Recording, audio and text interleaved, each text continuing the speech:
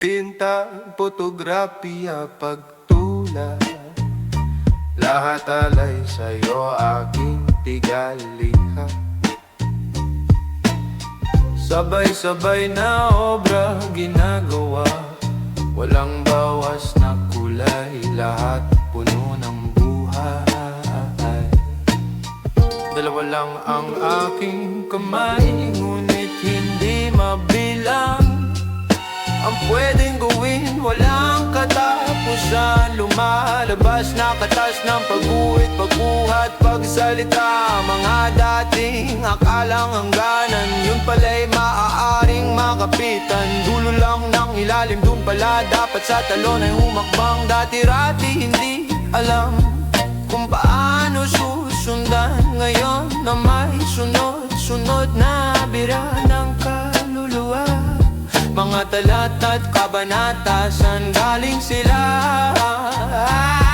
Sa malalim na hugod, bunot sa buhay ng isang makata.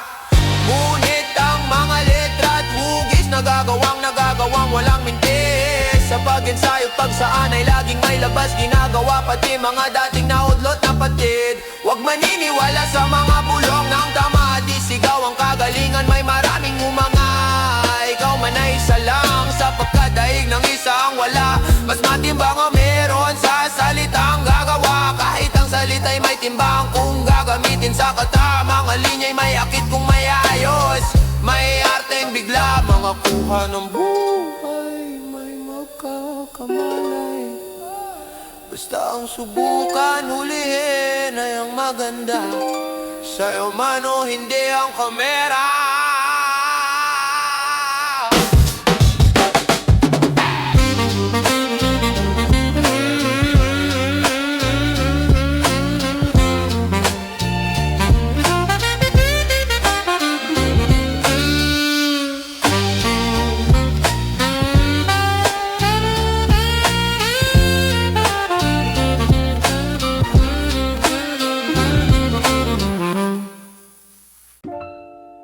Dahil pinatay o dahil sila na'y mamamatay, mga taong binigay obra't kaluluwa na hanggang ngayon hindi matulad, hindi magaya. Dugot, pawis, pinambinang gawa. Buhay binayad, malabas lang ang nasa isip ng mata. Alam kaya nila, oh, totoo, na di na makakagawa ang matalinong may akta. Pumanaw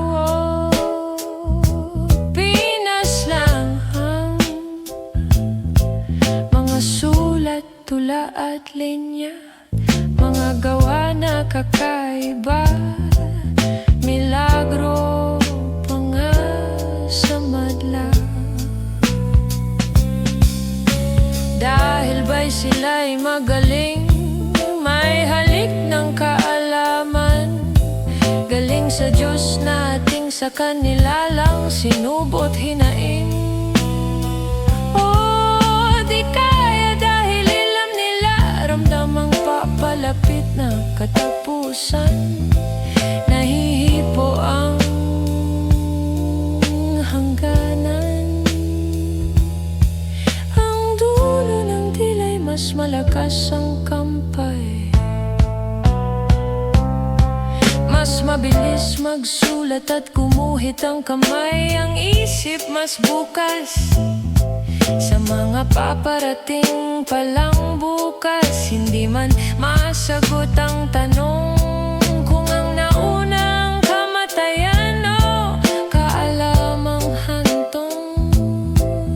Tiyak ang gawa nila'y kakaiba. Parang puting prutas o hayop, kumikinang hindi pinapalampas. Sinusubukan hulihin ng iba, ngunit mas mahirap hirap lumabas, kaysa sa laging nandyan na maaaring kahit kailan malapitan, mapalitan, patumbahin ng walang alam. Hindi na mauulit muli, gandang nadala sa magkakamukhang madla. May uuspong muli, ngunit sa iba na namang aspeto ng pagkatao o buhay. Ngabungin na kailangan punan, yun naman ang bubusuging kalam. May magnanais muli sa kanila na may humuli o pumatay, ngunit dahil alam nila'y sila'y kakaiba, gawa'y gagawing lahat na obra.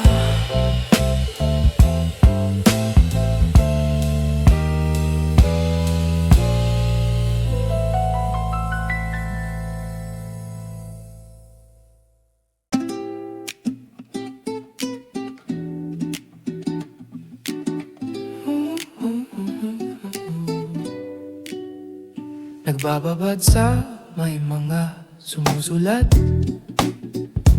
namumulot lamang ng kaalaman, ngunit hindi nangungupit ng tugma.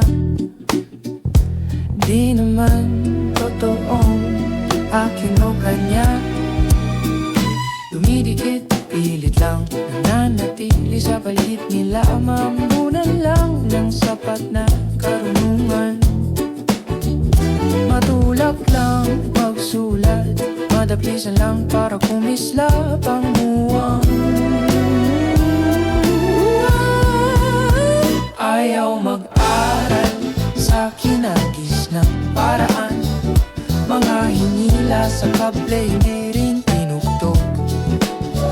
Mamabutihin pang makinig sa mga tinig ng kapwang parang buwang, ngunit minsan kahit sila'y mga tao't nagsasalita.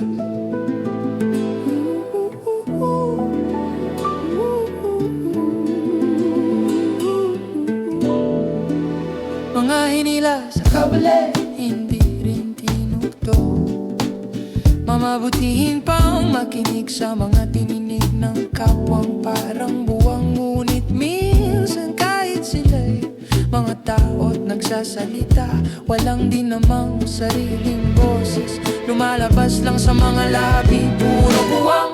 Sa alak tumalo, nakikipag-inuman, hindi para sumalo, para lamang bigain kahit anumang pansin. Inihitit kung anumang talinong matatagpuan sa usok at damo, kung meron man. Nakikipaghalikan, palit ng laway, hindi para hiramin ang kaluluwa ang alay, kundi may maramdang mainit na buhay. May malasang iba naman kaysa sa sariling laway. Man naman ang libog niya, kantutin ng isip niya, ginawa rin pulutan aking katawang mistulang patay. Kapag naliko'y iluluwa rin ng dungis kumapit, mga paniniwalang ininom at nilaplap isusukarin, mga ipinasok sa aking sistemang hindi sangayon sa aking saliksik. Inalis rin umanumang dumi kung pumareho sa kanila, matitira lang ang gandang natuklas sa sariling wika, tunay sa akin.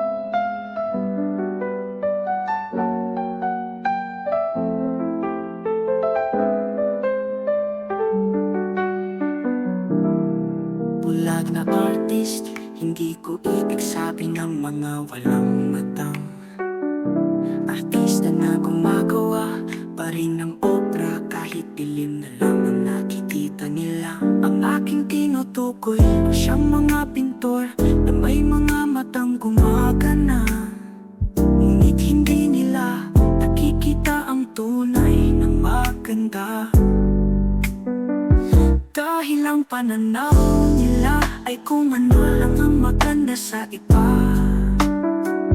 hindi sa sariling puso't isip nila. Bulag sila dahil hindi nila nakikitang pangit na ang kanilang pinipinta, dahil hango lang sa gawa at kwento ng iba. Nangangapa lamang ng katuturan at korte ng ibang obra't sinabi. Daig pa ang mga pinanganak na bulag at ay hindi ginagamit. Pilit pumapangithip lang magandang brotsa, lumuluwa sariwang mga kulay.